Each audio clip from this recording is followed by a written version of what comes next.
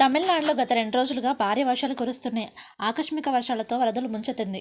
దక్షిణ తమిళనాడులోని కన్యాకుమారి, తిరువల్లేలి, టెన్కాసి, తూత్తుకుడి జిల్లాల్లో పరిస్థితి అస్తవ్యస్తంగా మారడంతో సహాయక చర్యలపై వైమానిక బృందాలు రంగంలో దిగాయి. భారీ వర్షాలు దక్షిణ తమిళనాడులో బీభత్సం సృష్టిస్తున్నాయి. భారీ వర్షాల కారణంగా తిరువనెల్వేలి, తూత్తుకుడి, టెన్కాసి, కన్యాకుమారి జిల్లాల్లో పలు గ్రామాలు, పట్టణాల్లో రహదారులు నీట మునిగాయి. రోడ్లన్నీ చెరువులు, నదుల్ని తలపిస్తున్నాయి. తూత్తుకుడి, తిరువనెల్వేలిలో చాలా ప్రాంతాల్లో 4 నుంచి 5 అడుగుల మేర నీరు ప్రవహిస్తుందంటే వర్షాలు ఏ స్థాయిలో ఉన్నాయో అర్థం చేసుకోవచ్చు.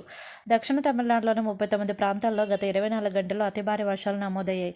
రానున్న 3 రోజుల్లో కూడా అతి భారీ వర్షాల హెచ్చరిక ఉంది.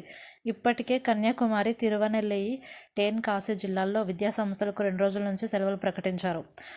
అన్నా యూనివర్సిటీ పరీక్షలు వాయిదా పడ్డాయి. రోడ్లపై 4 నుంచి 5 అడుగుల నీరు ప్రవహిస్తుండడంతో చాలామంది ఇంటి పైకప్పుల్ని ఆశ్రయించారు.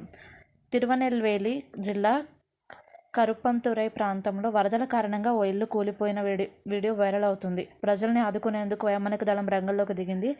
MI-17V5 హెలికాప్టర్ ద్వారా ప్రజల్ని సురక్షిత ప్రాంతాలకు తరలించే పనులు జరుగుతున్నాయి. ఇప్పటి వరకు 7,500 మందిని సురక్షితంగా తరలించినట్టు తమిళనాడు ప్రభుత్వం తెలిపింది.